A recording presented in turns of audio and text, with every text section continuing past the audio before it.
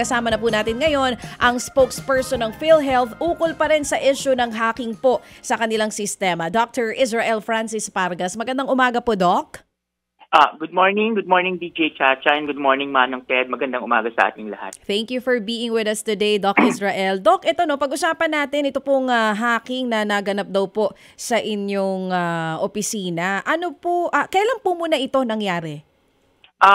We were able to see this nung Friday po, nung pong pagpasok ng ating mga empleyado ng umaga. Pag-open po ng kanilang mga computer ay doon na po natin nakita na naapektuhan nga po kami nitong information security incident na ito. At since then po ay patuloy po natin na iniimbestigahan kung ano ang mga naging pangyayari. So Friday, pagpasok nyo po, kumbaga, doon sa mga computers ninyo, there's something wrong? Yes, yes. Ano po ang hindi nyo ma-access nung time na yon, nung Biyernes? Nung time na yun po ay hindi na po ma-access ang unang-unang aming connectivity. Ganon din po yung ating mga website. At sa patuloy po na pag-iimbestiga namin kasama ang mga national government agencies like the ICT, National Privacy Commission, cybercrime units ng PNP at NBI, ay nakita po natin na around 72 workstations ang naapektuhan na karamihan po ay nadidito sa ating opisina sa NCR at saka po sa head office. Pero wala naman pong naapektuhan sa ating mga regional offices. So, naapektuhan po ang aming system and ang aming pong website, ang aming member portal, ang aming pong e-claim system, ganun din po ang collection system. So, we deemed it necessary to shut down all our systems to check on the extent of the incident. Okay. So, ito pong sinasabi ninyo na 72 workstations affected, all in Mega and Metro Manila. Yes po, okay. NCR and head office. NCR and head office, pero yung ibang malalayo, hindi po naapektuhan? Yes po, sa amin po mga napaunang investigasyon ay wala naman pong naapektuhan.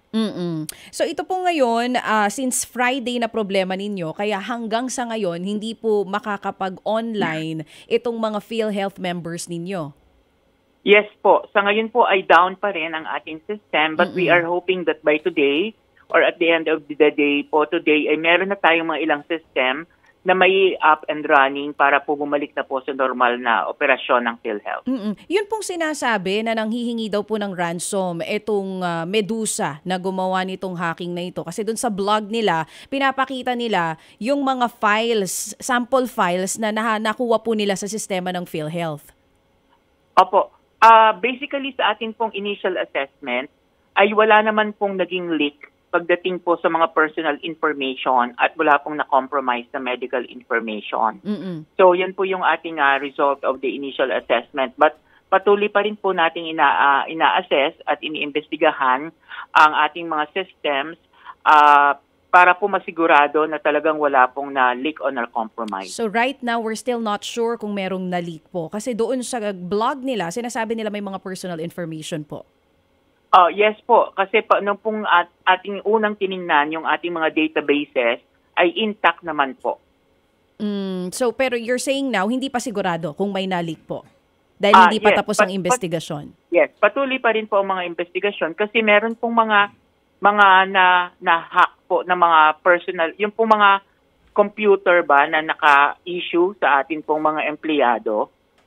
So, kasama rin po yon sa mga nahack at maaari pong ang mga sinasabi nilang impormasyon ay mga nanggaling po doon pero hindi po nanggaling sa ating mga database. So you mean to say, ang nahack na information ay impormasyon ng empleyado po ng PhilHealth at hindi po yung miyembro? Hindi naman po impormasyon ng empleyado kundi maaaring mga impormasyon sa mga pinag-uusapan dahil ito pong mga computer na ito ay naka-issue sa ating mga PhilHealth employees. Gets po. So, ibig sabihin yung mga memorandum at kung ano-ano pong mga information na kailangan ng PhilHealth, posibleng yun po ang na-leak? Maaari po. Pero again, sa ating pong initial assessment, wala pong personal information and medical information na na-compromise. Sinasabi din po sa mga balita, nagbigay din ng parang nagbigay ng timeline ito pong Medusa sa PhilHealth na pag hindi kayo nagbayad ng ransom, ilalabas po nila itong mga nahack doon po sa sistema ninyo. Opo.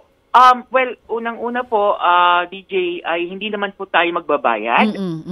We will follow the government policy on no ransom payment. At patuloy po natin iniimbestigahan kasama nga po ng mga government agencies and experts para po masolusyonan itong incident na nangyari na ito. Doktor, gaano kalala itong problemang ito ng PhilHealth?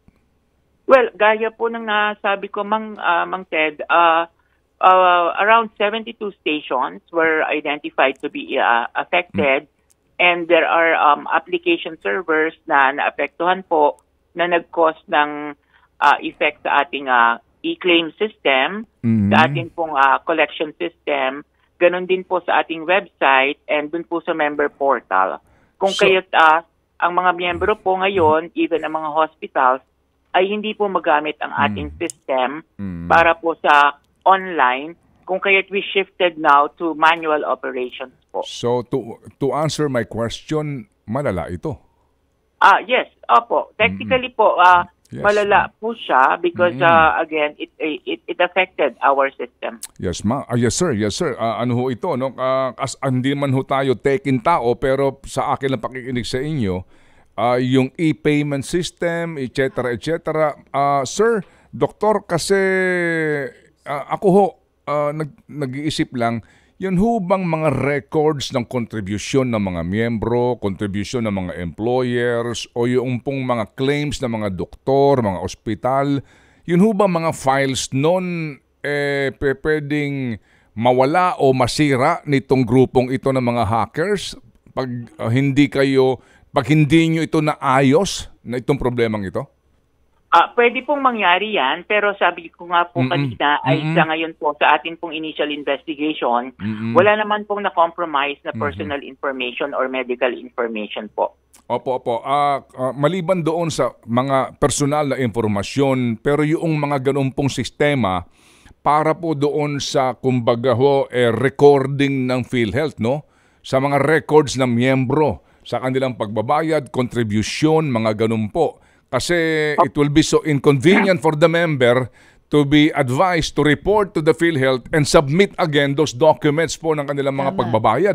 Di ba? Mga ganung usapin. Ako ho'y nababahala lamang kasi pwede bang mangyari yun na hindi nyo ma-retrieve ito at hayaan nyo mag-manual ulit ang lahat kahit na nakapagbayad na ho dati, pupunta ulit sa inyo?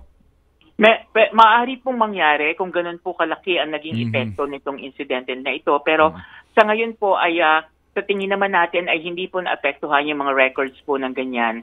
Ang naapektuhan lang talaga is the operational operations ng system kung kaya inaayos na po natin ito.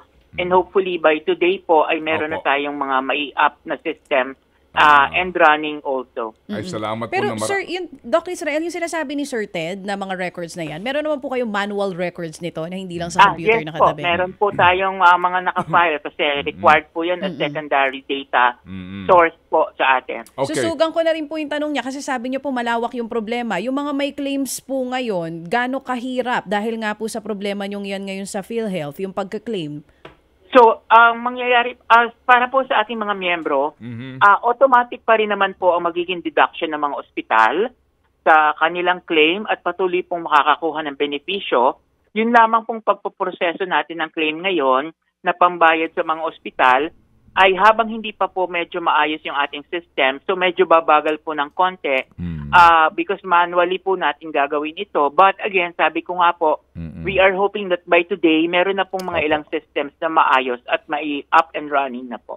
Dalangin po namin, doktor, na ma-resolve po ito, no, sa mabilis po na pamamaraan at wala po talagang ganoong kalubha na epekto nito sa mga miyembro ng PhilHealth at sa mga ospital o mga doktor po ng mga may claim sa inyong tanggapan. Doktor, sino responsable dito?